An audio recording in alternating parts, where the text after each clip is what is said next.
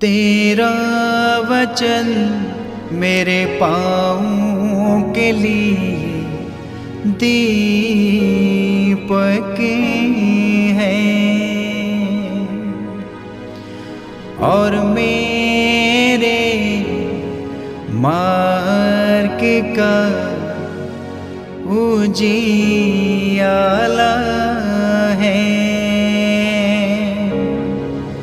तेरा वचन मेरे पाँव के लिए दीपक है। सर्वशक्तिमान पिता, पुत्र और पवित्र आत्मा के नाम में आमीन। ख्रिस्त में मेरे प्यारे भाइयों और बहनों, प्रभु यीशु मसीह के मीठे और मधुर नाम में आप सभी लोगों को जय यीशु। आप सभी लोग कैसे हैं? हमारा भरोसा और विश्वास है कि आप भले चंगे होंगे। आइए हम आप लोगों की सलामती के लिए ईश्वर से प्रार्थना करते हैं। सर्वशक्तिमान पिता परमेश्वर, पवित्र आत्मा प्रभु, धन्यवाद देते हैं मेरे पिता कि आज आपने हम सभी लोगों को बीते हुए समयों में प्रभु विकट से विकट परिस्थितियों में हर प्रकार की समस्याओं से बचाया, हमें संभाल कर सुरक्षित रखा। प्रभु, हमारे सभी भाई बहनों को आपने इस जगत में संभाल करके एक मौका दिया है पिता, एक अवसर दिया है कि वे तेरे महिमा के कामों को, तेरे उपकारों को परमेश्वर कभी न भुलाएं और तेरी बड़ाई, तेरा जय जयकार कर सके। मेरे प्रभु, हम आपसे प्रार्थना करते हैं कि जैसे आपने बड़ी बड़ी बीमारियों और महामारियों से सबों को संभाला प्रभु, वैसे ही अपनी कृपा हमेशा लोगों पर बनाए रखना। हम यही प्रार्थना करते हैं पिता और पुत्र पवित्र आत्मा के नाम में मांगते हैं, आमीन। ख्रिस्त में मेरे प्यारे भाइयों और बहनों, आज हम लोग ईश्वर के पावन और जीवंत वचन पर मनन चिंतन करेंगे, क्योंकि परमेश्वर का वचन हमारी आत्मा का भोजन है। आज हम लोग देखते हैं प्रभु का पवित्र वचन, दूसरे कुरिन्थी उसके अध्याय 5 पद संख्या 14 से 17 तक। क्योंकि मसीह का प्रेम हमें प्रेरित करता है कि हम यह समझ गए हैं कि जब एक सबके लिए मर गया तो सभी मर गए हैं। मसीह सबके लिए मर गए, जिससे जो जीवित है वे अब से अपने लिए नहीं बल्कि उनके लिए जीवन बिताएं जो उनके लिए मर गए और जी उठे हैं। इसलिए हम अब से किसी को भी दुनिया की दृष्टि से नहीं देखते। हमने मसीह को पहले दुनिया की दृष्टि से देखा, किंतु अब हम ऐसा नहीं करते। इसका अर्थ यह है कि यदि कोई मसीह के साथ एक हो गया है तो वह नई सृष्टि बन गया है। पुरानी बातें समाप्त हो गई है और सब कुछ नया हो गया है। ख्रिस्त में मेरे प्रियो, आज कुरिन्थियों को लिखते हुए संत पौलुस हमें एक लोगों को ईश्वर के साथ मर करके उन्हीं के साथ एक नई सृष्टि बन जाने के लिए बताते हैं। वे कहते हैं कि क्योंकि मसीह का प्रेम हमें प्रेरित करता है कि हम यह समझ गए हैं कि जब एक सबके लिए मर गया तो सभी मर गए हैं। जब एक अर्थात यीशु मसीह सबके लिए मर गया तो जितने लोग उन्हें अपने मुक्तिदाता के रूप में ग्रहण करते हैं, स्वीकार करते हैं, वे सब के सब मसीह के साथ मर गए। यही तो ईश्वर के स्वीकार करने के शर्त और नियम है। इसके बिना कोई प्रभु को स्वीकार नहीं कर सकता। जब तक मनुष्य अपने पुराने स्वभाव को, पुराने आदत और व्यवहार को निकाल कर फेंक न दे, दुनिया की दृष्टि बदल न दे, दुनिया की नजरों से ईश्वर को देखने का तौर तरीका न बदल दे, तब तक वह प्रभु का नहीं हो सकता, तब तक वह ईश्वर का नहीं हो सकता है। और जिस दिन वह प्रभु के लिए स्वयं को बदल देता है मेरे प्रियो, उस दिन उसका पुराना स्वभाव मर जाता है। जिस तरह मसीह सबको नया जिंदगी देने के लिए अपने आप को क्रूस पर मार डाले, सारे पुराने पाप को, पाप के कारण को, पाप के स्वभाव को उन्होंने क्रूस पर नष्ट कर दिया, ठीक उसी प्रकार हम भी प्रभु को अपने जीवन में मुक्तिदाता स्वीकार करते हुए इस बात को स्वीकारते हैं और भरपूरी से नई जिंदगी जीने के लिए अपने आप को तैयार करते हैं। आगे वचन कहता है कि मसीह सबके लिए मर गए, जिससे जो जीवित है वे अब से अपने लिए नहीं बल्कि उनके लिए जीवन बिताए जो उनके लिए मर गए। मसीह हमारे और आपके लिए, सारे जगत के लिए मर गए। और पौलुस बतलाते हैं इसलिए अब जो जीवित है वह अपने आप के लिए जिंदगी ना जिए, क्योंकि उन्होंने आपको मोल दे करके खरीद लिया है। आप कीमत पर खरीदे गए हैं, इसलिए आपके जीवन पर पूर्ण रूप से ईश्वर का अधिकार है। धर्म ग्रंथ बाइबल बतलाती है कि अब हमें उसी मसीह के लिए जिंदगी जीना है जिन्होंने हमारे लिए अपने प्राणों की आहुति दी है। इसलिए हम अब से किसी को भी दुनिया की दृष्टि से नहीं देखते। अब हमें लोगों को दुनिया की दृष्टि से देखने की आवश्यकता नहीं है। दुनिया की नजरों से हमें एक दूसरे को नहीं देखना है, क्योंकि हमारा पुराना स्वभाव, हमारा पुराना व्यवहार मसीह के साथ क्रूस पर मर गया। अब हम अपने जीवन में जो जिंदगी जी रहे हैं वह है प्रभु में एक नई जिंदगी, एक नई सोच, एक नई विचारधारा। जिस प्रकार यीशु मसीह ने कहा, तुम्हारे सोच मेरे सोच नहीं, तुम्हारे विचार मेरे विचार नहीं, तुम्हारे मार्ग मेरे मार्ग नहीं है। ठीक उसी प्रकार आज हम उस प्रभु के चुने हुए लोग होने के कारण, उनके बेटा और बेटी होने के कारण आज हमारे अंदर भी उन्हीं का स्वभाव बहने लगा, हमारे अंदर भी उन्हीं का व्यवहार बहता है। इसलिए मेरे प्रियो, हमें प्रभु के जैसा आचरण करना है। देखते हैं, लिखा हुआ है कि हमने पहले मसीह को दुनिया की दृष्टि से देखा, किंतु अब हम ऐसा नहीं करते। इसका अर्थ यह है कि यदि कोई मसीह के साथ एक हो गया है तो वह एक नई सृष्टि बन गया है। पुरानी बातें समाप्त हो गई और सब कुछ नया हो गया है।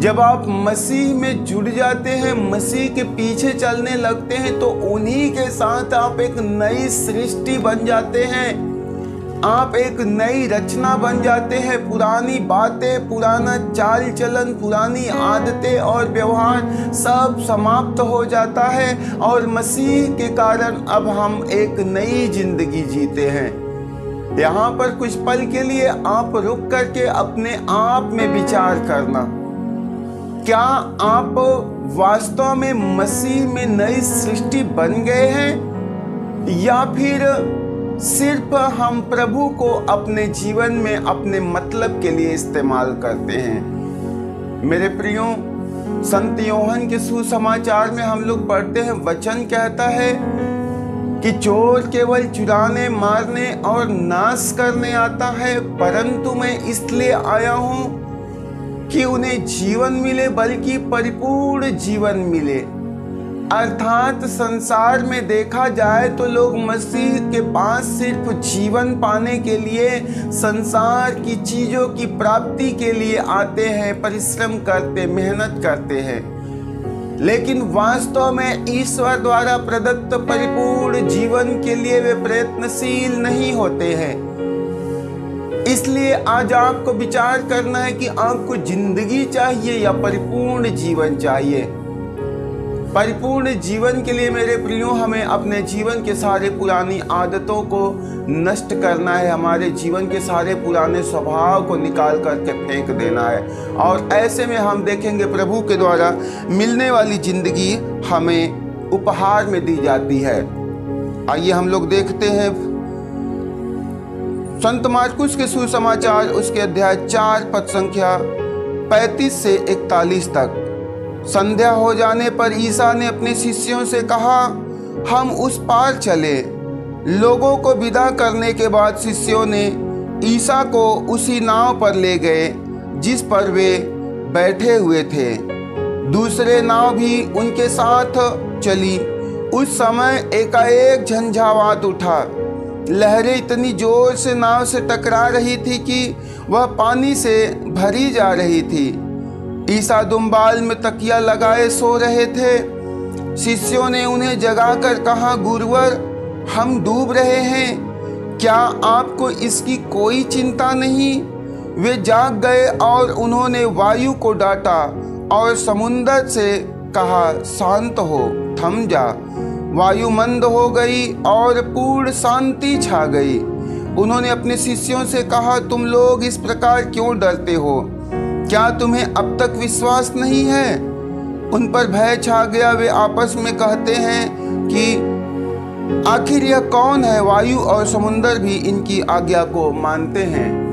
मेरे प्रियो, परमेश्वर का पवित्र वचन हमें बतलाता है, संत मार्कुस के सुसमाचार में हम लोग पढ़ते हैं कि हमें अपने जीवन में ईश्वर की उपस्थिति को सदैव महसूस करना है। प्रभु ने कहा है, देखो मैं संसार के अंत तक सदा तुम्हारे साथ हूँ। प्रभु आपके साथ रहते हैं हर पल में, हर परिस्थिति में। बस हमें विश्वास करके उनकी मर्जी के अनुसार जिंदगी जीना है। शिष्य लोगों के साथ प्रभु स्वयं नाव पर सवार थे और चले जा रहे थे।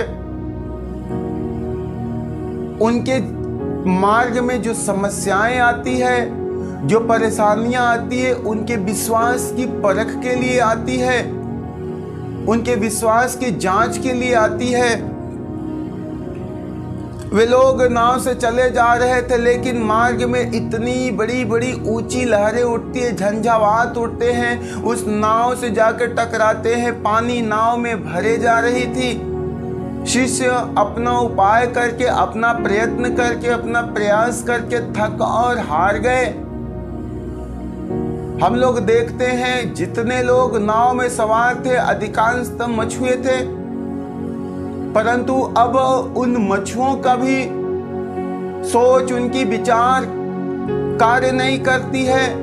वे मछुए लोग भी अपना सारा प्रयत्न, सारा प्रयास करके थक और हार जाते हैं। ऐसे में वे ईश्वर को आवाज लगाते हैं। मेरे प्रियो, संसार के अधिकांश व्यक्ति का यही कार्य है। वे पहले अपना प्रयत्न करता है, अपना प्रयास करता है, अपने ज्ञान पर चलता है, अपने बुद्धि, अपने समझ, का सहारा लेता है, लेकिन जीवन में उनके साथ सफर कर रहे ईश्वर पर वे दृष्टि नहीं डालते, उन्हें आवाज नहीं लगाते हैं, उन्हें पुकारते नहीं हैं। ऐसे में प्रभु कहते, तुम्हारा विश्वास कहां गया? तुमने अपने विश्वास को कमजोर क्यों किया? मेरे भाइयों, मेरी बहनों, आपके जिंदगी के सफर में प्रभु संग संग चलते हैं, इस बात को हमेशा याद रखना। उन्होंने कहा है कि क्या एक माँ अपने दूध पीते बच्चे को भुला सकती है? क्या वे अपने गोद के बच्चे पे तरस ना खाएगी? हो सकता है कि एक माँ अपने दूध पीते बच्चे को भूल भी जाए और अपने गोद के बच्चे पे तरस ना खाए, लेकिन मैं तुम्हें कभी नहीं छोड़ूंगा, मैं तुम्हें कभी नहीं त्यागूंगा। वह परमेश्वर सत्य प्रतिज्ञा है। वह हमारे माँ के गर्भ से लेकर के अनादि काल तक हमको प्रेम करता है, और इसलिए हमें अपने जीवन में उनकी उपस्थिति को सदैव महसूस करनी है। जितने लोग उन्हें अपने जीवन का केंद्र बिंदु बनाते हैं, प्रभु को अपने जीवन का मालिक बनाते हैं, उनके जीवन में समस्याओं का जगह नहीं है, समस्याओं के लिए स्थान नहीं है।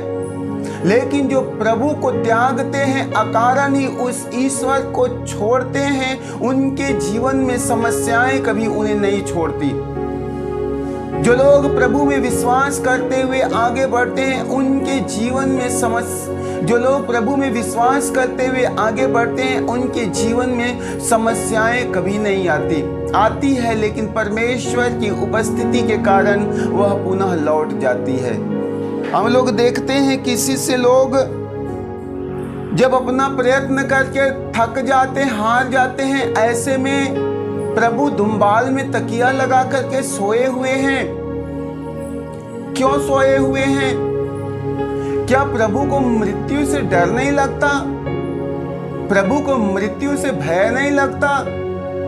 मेरे प्रियो, जब आप इस बात पर गहराई के साथ अध्ययन करेंगे तो प्रभु के लिए ये भविष्यवाणी की गई थी कि एक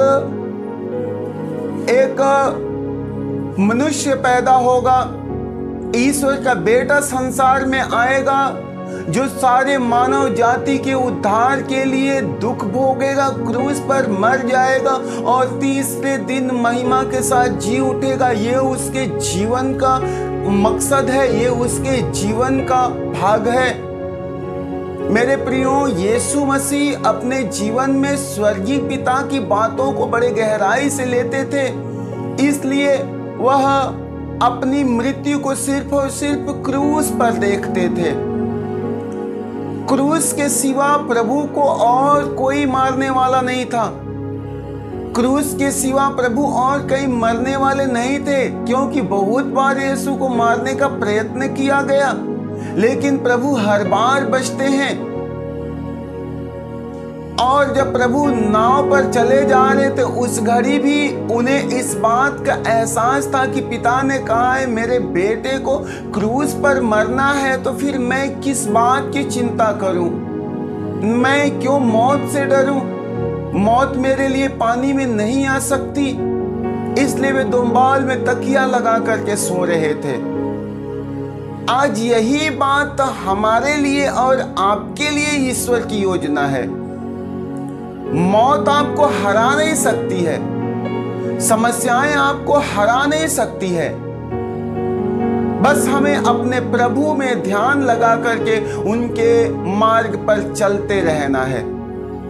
प्रभु ने कहा, कहाँ गया तुम्हारा विश्वास? सब कुछ जान लेने के बाद, सब कुछ समझ लेने के बाद भी आज तक तुम लोग अल्प विश्वासी बने हुए हो। मेरे प्रियो, जिसके जीवन में ईश्वर है उसके जीवन में समस्याओं के लिए स्थान नहीं है। प्रभु के उपस्थिति को अपने जीवन में सदा महसूस करना, ईश्वर को अपने जीवन में सदैव कार्य करने देना। हम लोग देखते हैं प्रभु यीशु मसीह उठते हैं, वे समुंदर को डांटते हैं, लहरों को डांटते, हवाओं को डांटते हैं और चारों तरफ शांति छा जाती है। जो शिष्य लोग अब तक यीशु पर अभियोग लगाते हैं, उन पर दोष लगाते हैं, उन्हें लापरवाह समझते हैं, लापरवाह बताते हैं, वही लोग अब यीशु को आश्चर्य भरी नजरों से देखते हैं। ये कौन व्यक्ति है जिसकी बातें पानी और हवा भी मानते हैं? मेरे प्रियो, हमारे ईश्वर, हमारा प्रभु जो है वह असंभव को संभव करता है। ईश्वर आपके जीवन में बड़े बड़े कार्य करता है। ईश्वर आपके जीवन में जो कुछ भी नहीं के बराबर है, वह सब कुछ परमेश्वर कर सकता है। उसके कार्य को अपने जीवन में क्रियाशील होने देने के लिए आपको विश्वास करना है, आपको उन्हें अपने जीवन में स्वीकार करना है, आपको अपने आप को उन्हें समर्पित करना है। और आप देखेंगे प्रभु आने वाले दिनों में आपके हर पल, हर परिस्थिति में आपके साथ रहेंगे, आपकी समस्याओं को डांट करके निकालेंगे। प्रभु जब नाव में सफर कर रहे थे, एक प्रभु के कारण सबकी जिंदगी बच जाती है, क्योंकि प्रभु साथ थे।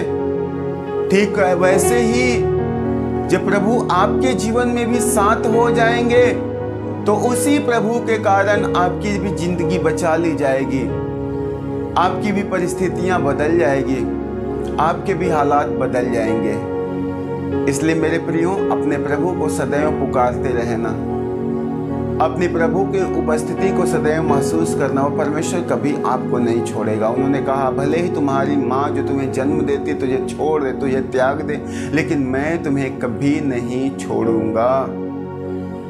उस प्रभु के इच्छा में जिंदगी बिताते रहें। आइए हम लोग प्रभु से प्रार्थना करते हैं। सर्वशक्तिमान पिता, हम आपको धन्यवाद देते हैं मेरे स्वामी कि आपने प्रभु हम लोगों को बीते रात में संभाल के सुरक्षित रखा। पिता, हमारी सुख सुविधा का भरपूरी से ख्याल रखा, हमारे लिए सारी जरूरत की चीज़ों को पूरा किया। प्रभु, हम तेरे भले काम के लिए, तेरे इस दया के लिए प्रभु तुझे धन्यवाद देते हैं। मेरे पिता, हम आपसे प्रार्थना करते हैं कि आप अपनी कृपा दृष्टि हम पर और संपूर्ण सृष्टि पर, हमारे भाइयों और बहनों पर सदा बना के रखना। लोग जहाँ कहीं भी रहे प्रभु, तेरे संतों स्वर्गदूत के पहरा में रहे। मेरे ईश्वर, तू अपने पवित्र लहू का बाड़ा हर एक के जीवन में, हर एक के घर में, परिवार में लगा करके रखना। हे मेरे प्रभु, बीमारियों को, महामारियों को, दुर्घटनाओं को, समस्याओं को अवसर न मिलने पाए कि वे तेरे बच्चों के जीवन में दखल अंदाजी कर सके। इसलिए प्रभु, आप सदैव सबकी रखवाली करना। आज का दिन हर एक के जीवन में कृपा का दिन होने पाए प्रभु। आज का दिन एक एक के जीवन में खुशी और आनंद का दिन होने पाए। ऐसी कृपा होने के लिए हम आपसे प्रार्थना करते हैं। पिता और पुत्र पवित्र आत्मा के नाम में मांगते हैं, आमीन। सभी को जय यीशु।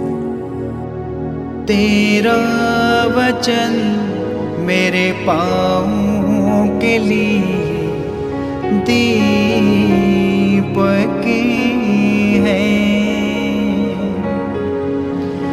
और मेरे मार्ग का उजियाला है। तेरा वचन मेरे पाँवों के लिए दीपक